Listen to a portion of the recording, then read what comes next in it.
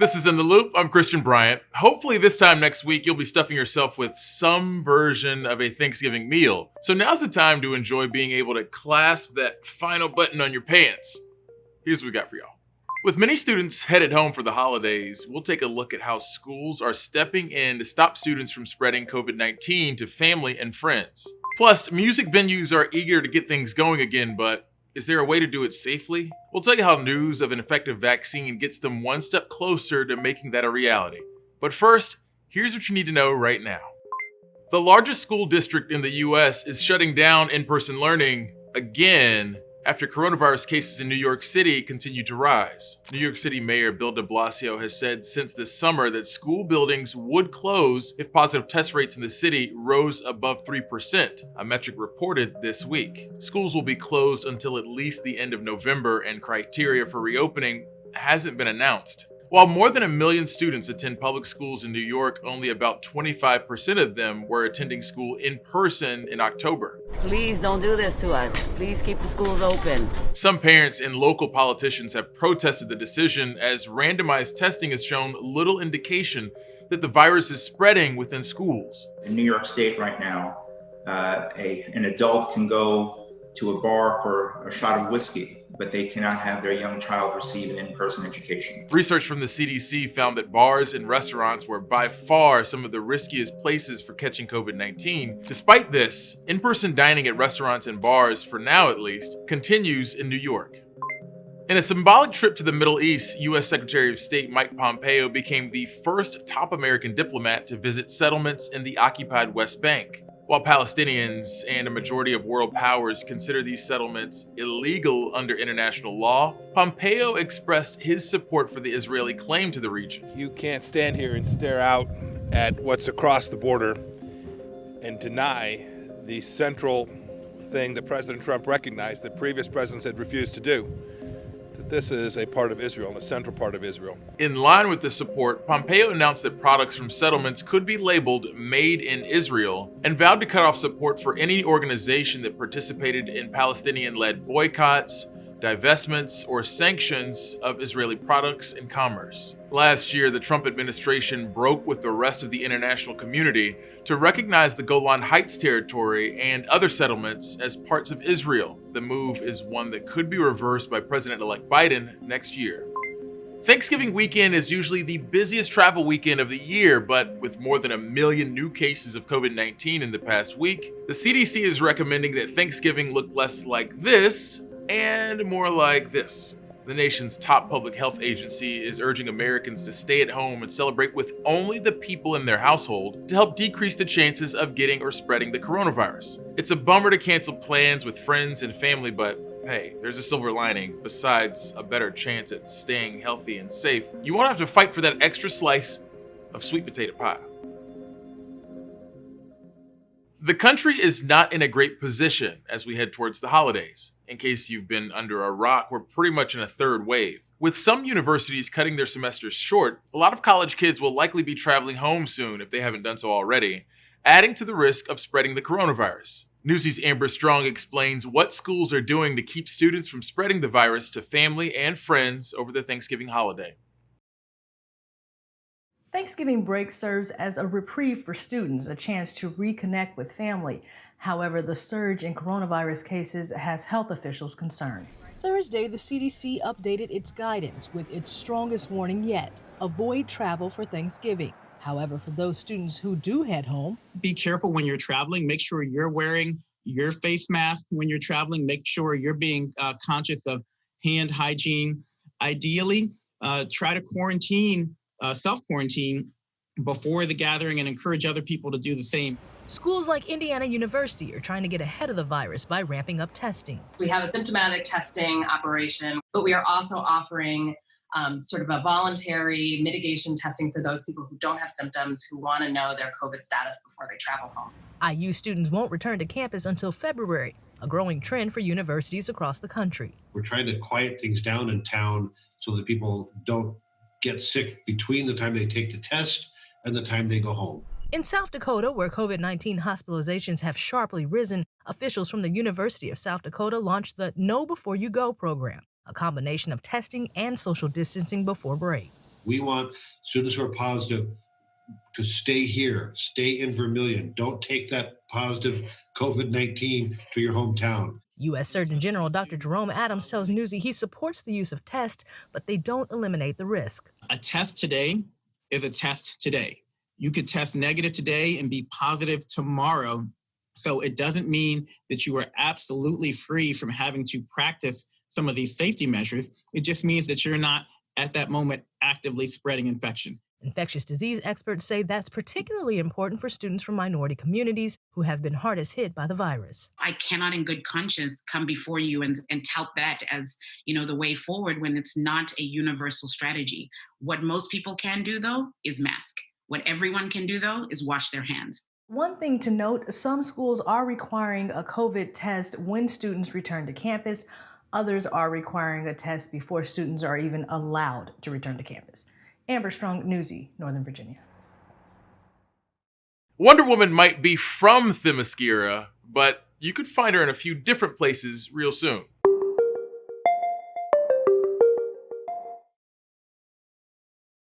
As the coronavirus has quickly spread across the world, a freeze on travel has the potential to reshape why people fly. This halt in traditional entertainment highlights how viewers and creators are coping together. Healthcare systems in the U.S. will need 3.5 billion masks. The economic damage looks very different on either side of the Atlantic.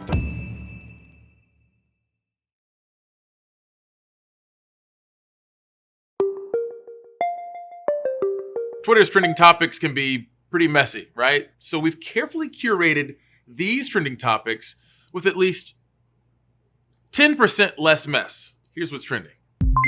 There will be an extremely 2020 premiere for Wonder Woman 1984 as Warner Brothers announced the superhero sequel will appear in theaters and on HBO Max for streaming on the same day, Christmas Day specifically. Unlike Disney's Mulan, another action-adventure movie that had its release shaken up by COVID, the new Wonder Woman movie will be free to stream for anyone with HBO Max, but it'll only be on the platform for 1 month before being pulled and making the rounds with iTunes, Amazon, etc., and then eventually coming back to HBO Max, which after all is owned by Warner Media, just like the studio that made the movie. Whatever screen you're watching it on, to me, it's worth the price of admission to see Gal Gadot lasso and swing from a bolt of lightning. Everything will be different.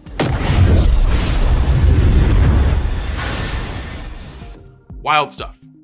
Versus, the music battle series that was born during the pandemic, has done a great job of bringing music lovers together. But this upcoming matchup might just drive a wedge between Atlanta hip-hop fans. Jeezy versus Gucci Mane is billed as a cultural celebration live from Atlanta, but this might just be a little more chippy than that. Be civilized, I guess. I guess we gotta wait and see. To be fair, previous Versus matchups have played up so-called rivalries before, but probably not like this. Jeezy and Gucci have had beef that stretches back more than a decade, and it includes Gucci fatally shooting one of Jeezy's associates after a botched robbery. Gucci says he acted in self-defense. For what it's worth, both rappers seem committed to the idea of making the evening about their music. If you want to watch it go down, you can check it out live on Apple Music or Instagram. Also, tall t-shirts are encouraged if you want to make this an immersive experience. Some basketball history made last night at the NBA draft, with the Charlotte Hornets choosing LaMelo Ball as the draft's #3 pick, making him and his brother Lonzo the first brothers both chosen as top 3 draft picks. LaMelo Ball from Chino Hills, California. Leading up to the draft, it was uncertain where Ball, or anyone else for that matter, would actually land. College basketball season was cut short due to the pandemic, and scouts just weren't able to get out and do their thing like usual. Either way, top 3 is pretty cool for Melo and the Ball family, but I gotta say, getting picked 3rd overall in the NBA draft and seeing all the headlines mention your bro got picked 2nd a few years back, that's some younger sibling nightmare fuel right there. When we look back on this time period, we'll be able to divide it into pre-COVID and post-COVID. One thing that's for sure to look different from here on out is concerts. So much for bumping people and shouting and spilling overpriced beer while shoulder to shoulder, am I right? Music venue operators are eager to open back up, but they want to do so safely. National reporter Dan Grossman explains what steps venues might have to take to make that happen. Remember what it was like to wait online for concert ticket releases? Neither do I. It has literally been that long. Of all the changes COVID has brought to our lives, live events, whether it be sports or concerts at large venues like these, have essentially been non-existent. And if they do take place, it's with far fewer people watching. But Ticketmaster is working with venues to see how they can make scenes like these a reality again once a vaccine is put into play. Outside of already implemented concepts like contactless entry and socially distanced seating, Ticketmaster has suggested that venues ask fans for their vaccine status. Eventgoers could be assured other people around them have recently tested negative as well. It works like this. People would have to get a COVID test at a set time before the event, maybe a day or two. They would then upload proof of their results. A third-party healthcare provider would store the information and keep other details private, only assuring Ticketmaster that the person is good to attend. This whole vaccine confirmation idea isn't mandatory. It would be up to the discretion of each event organizer if they decide to go this route. But Ticketmaster says it could be a good way to boost revenue, as well as get people safely doing things that might feel like the old normal. I'm Dan Grossman reporting. In the meantime, you can do what I do. Turn the heat up, pour a cheap beer in a plastic cup, and play some of your favorite performances on YouTube from home. I can hardly tell the difference.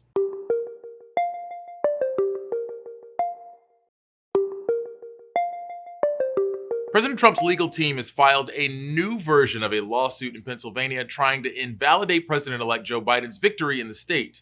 There are 2 voters at the center of the case who, according to the Trump legal team, had their ballots disqualified. Newsy's Patrick Terpstra looks into what happened to these 2 voters and why they had their ballots thrown out. Mr. Giuliani. Rudy Giuliani was in federal court this week challenging President Trump's loss in Pennsylvania. The case lists 2 voters as injured parties, Lawrence Roberts and David John Henry. Both men had their completed mail-in ballots thrown out. Give me a big case. Giuliani says the story of their rejected votes should be enough to block the state from certifying millions of legal ballots. So we took a closer look at these 2 plaintiffs. The first voter is 79-year-old Roberts. Voting records we found show his mail-in ballots listed as canceled. Fayette County Election Director Larry Blosser told us that's because Roberts did not follow directions to put his ballot in a required secrecy envelope. He sent back what's known as a naked ballot. Sad to say, he made a mistake. Secrecy sleeves for mail votes are required by Pennsylvania law, a subject that should be familiar to Roberts. Hi, I'm Larry Roberts. He was a state lawmaker for 14 years. Mr. Roberts being in that position, being a legislator, he should have known the laws, because at one point in time he would have been the one who would be making laws for this election process, as being a legislator years past. Phone numbers for Roberts were no longer in service, and we were unable to contact him. We were able to track down the second plaintiff in the case, David Henry. He declined to talk to us, but the lawsuit explains what was going on with him. He too sent a naked ballot. The ballot was canceled due to it not being enclosed in a secrecy envelope, the lawsuit reads. Some counties alert voters who cast naked ballots, giving them another chance to vote. But that's an extra step not required by the state. Fayette and Lancaster counties don't dispute that Henry and Roberts learned about their naked ballots being rejected after Election Day. Fayette County told us the secrecy sleeve rule tripped up 22 voters, including Roberts, a small fraction of votes. I don't think that he was disenfranchised. You're going to hold the voters somewhat accountable for their actions. The Trump team says counties unfairly disadvantage voters like Henry and Roberts who were not offered the chance to make their ballots count. But in a bad sign for President Trump, the judge told Giuliani he was trying to disenfranchise every voter in Pennsylvania. Obviously, if we lose it, we'll appeal it. Patrick Terpstra, Newsy, Washington. If you haven't done so already, you can reach out to us on Twitter using the hashtag NewsyInTheLoop. I'm approachable as long as you don't ask me about being a 0-time award-winning journalist. As the coronavirus has quickly spread across the world, A freeze on travel has the potential to reshape why people fly. This halt in traditional entertainment highlights how viewers and creators are coping together. healthcare systems in the U.S. will need 3.5 billion masks. The economic damage looks very different on either side of the Atlantic. There are only about 117,000 beds nationwide. When Can we get back to normal?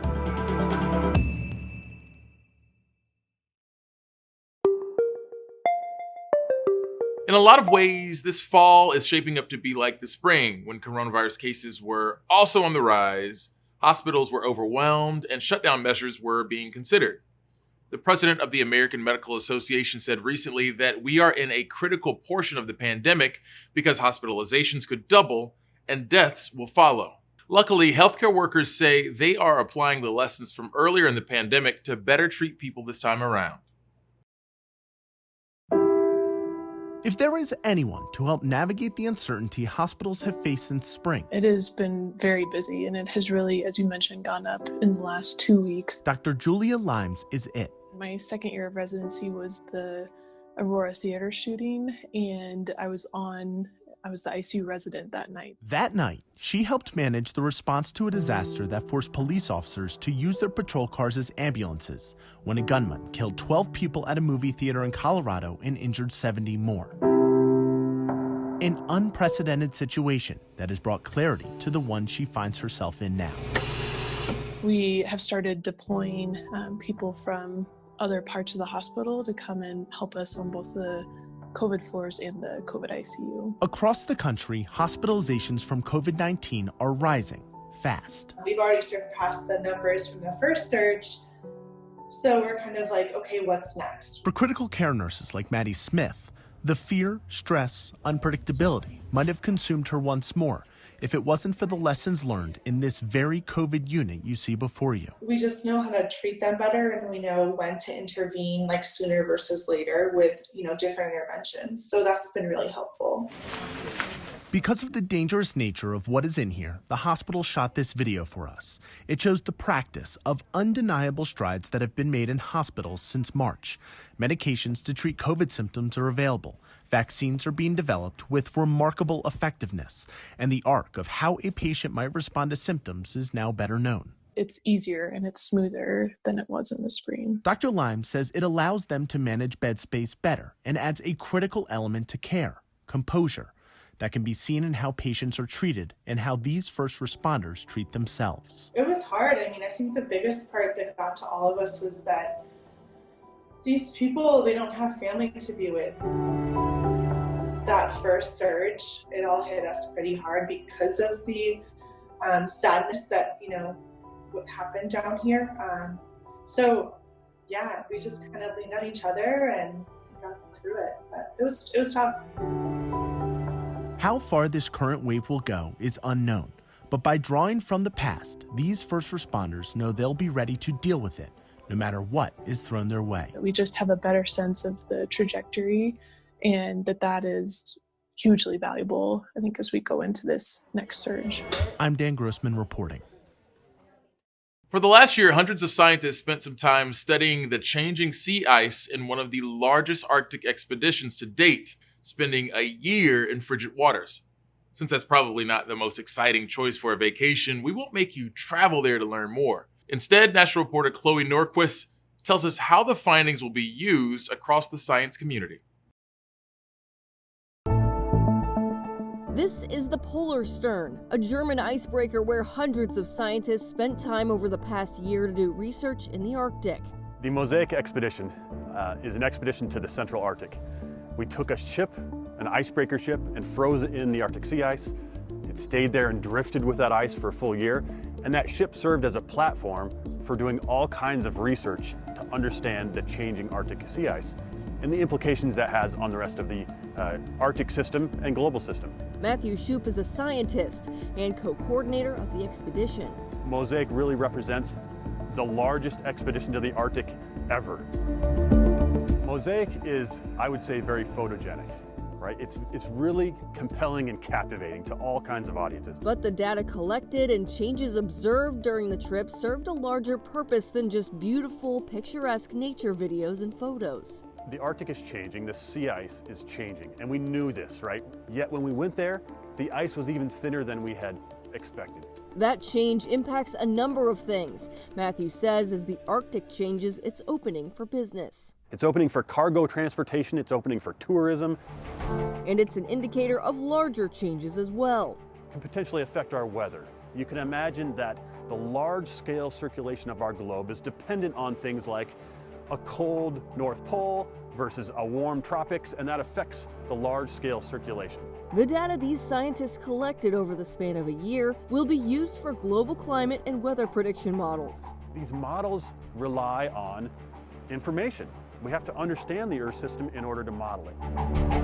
Hundreds of scientists from 37 different nations, all focused on different projects, funded in part by U.S. tax dollars. This is funded by the National Science Foundation, Department of Energy, NOAA, NASA. These are institutions that are funding this kind of research to get the information that we need to understand Arctic change and how that affects all of us. And next year, you'll be able to experience the Arctic too. This planetarium film is an educational documentary about the Mosaic expedition. Leanna Nixon documented the expedition for a few months to bring the Arctic to everyone. What we wanted to do was really express what kinds of science people were doing in the field and take that into your local planetarium. The 30-minute film will be available at planetariums as soon as next year.